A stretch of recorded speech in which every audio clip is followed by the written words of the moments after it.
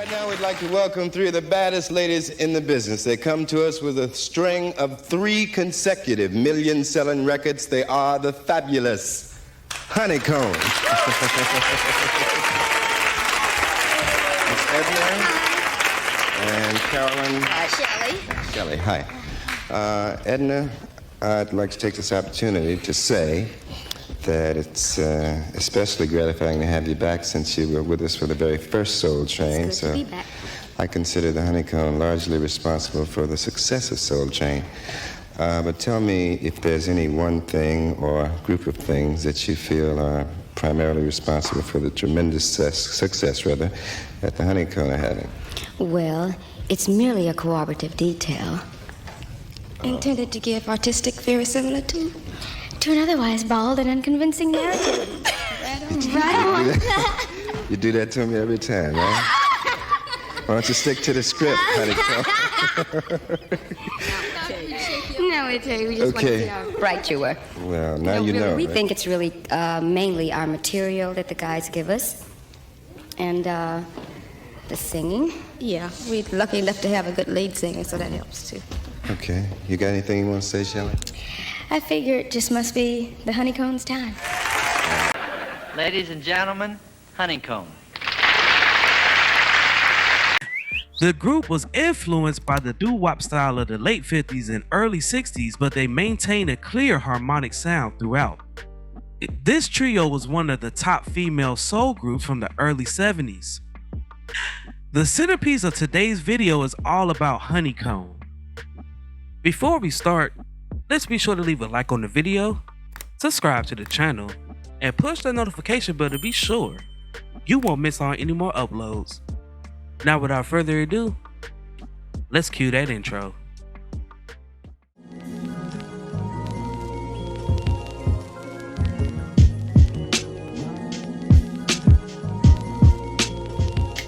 Edna Wright, the lead singer, joined Carolyn Willis and Shelley Clark as co-founders. They were influenced by the late 50s and early 60s doo-wop style, but their music remained clean and harmonious throughout. Before teaming together, all three ladies in their early 20s had professional vocal performance experience. Shelley Clark, at 7 years old, made headlines at Harlem's Apollo Theatre and the Palace Theatre in 1954, and she also had her Broadway debut in the musical The House of Flowers, alongside Pearl Bailey and Diane Carroll. Carolyn Willis began singing with the 28-member Los Angeles gospel group, the Brothers Sisters, and the trio, the Girlfriends, in 1957. Edna Wright, the daughter of a clergyman, was a member of the COGIC, Church of God in Christ Singers in 1960 and recorded her debut solo song, A Touch of Venus, the same year. Between 1964 and 1967, she performed as Sandy Winds, backing up and the Righteous Brothers, Johnny Rivers, and Ray Charles. And Wright, Willis, and Clark originally appeared together on an Andy Williams television special in 1968. Darlene Love, Wright's sister, was slated to come on the show but was unable to do so, so she requested Wright to step in. Wright invited Willis and Clark to join her. She also invited Eddie Holland, who had recently left Motown Records with Brian Holland and Lamont Dozier to start HDH Records, to see the event. Holland was impressed with what he saw and signed the band to Hot Wax Records.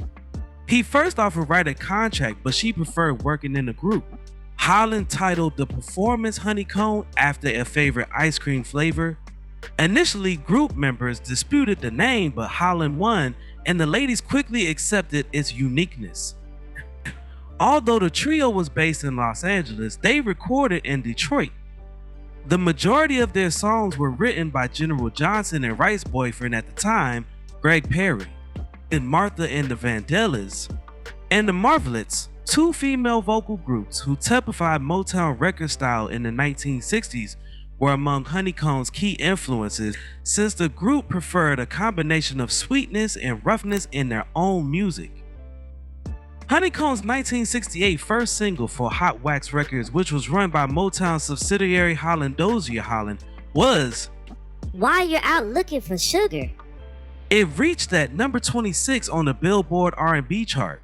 Now don't you following single, Girls, It Ain't Easy, reached number 8 on the same list.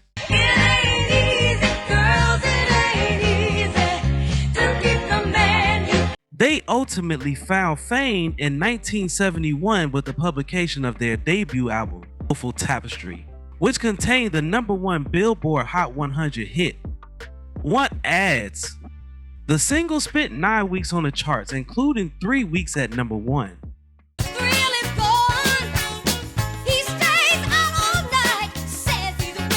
Want Ads sold over 1 million copies and was certified gold by the Recording Industry Association of America.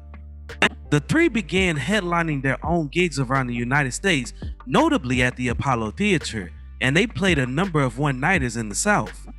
They swiftly followed up with One Monkey Don't Stop No Show.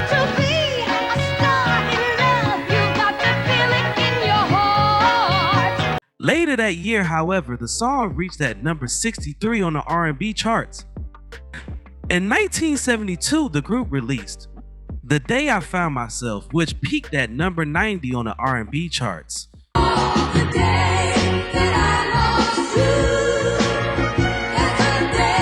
In 1971, the National Association of Television and Radio Announcers awarded Honeycomb the Best Female Vocal Group. That same year, the trio was featured on the cover of Jet magazine on the cover of Blues and Soul magazine issue 64. In addition, the trio appeared on the cover of Song Hits magazine in September 1972. Carolyn Willis was dating Dick Griffey, who accompanied them on the trip and managed their finances. Willis, the group's vocal arranger, felt dissatisfied with the material being recorded and departed the group in 1973. Honeycomb attempted to replace her, but the chemistry was off and the group disbanded before the end of 1973. Hot Wax went out of business shortly after due to mounting debt. Hot Wax attempted to relaunch the label in 1976, releasing a song by Honeycomb that had none of the founding members. In 1977, Wright released her solo album, Oops, Here I Go Again on RCA Records. She resumed the session work, recording and performing alongside Annie Lennox, Ray Charles, and her sister Darlene Love. On December 31st, 1980, Clark married Verdane White of the R&B group Earth, Wind & Fire, who is a Rock and Roll Hall of Fame member. Willis sang as a background vocalist on Neil Diamond's 1992 album Beautiful Noise. The founding members of Honeycomb tried a reunion in the 90s, but Willis pulled out. However, she did take part in a photo shoot with the group. Founding member Edna Wright passed on September 12, 2020. Following a heart attack, she was 76 years old. Now, before we go, I have a question for you all. What is your favorite song from Honeycomb?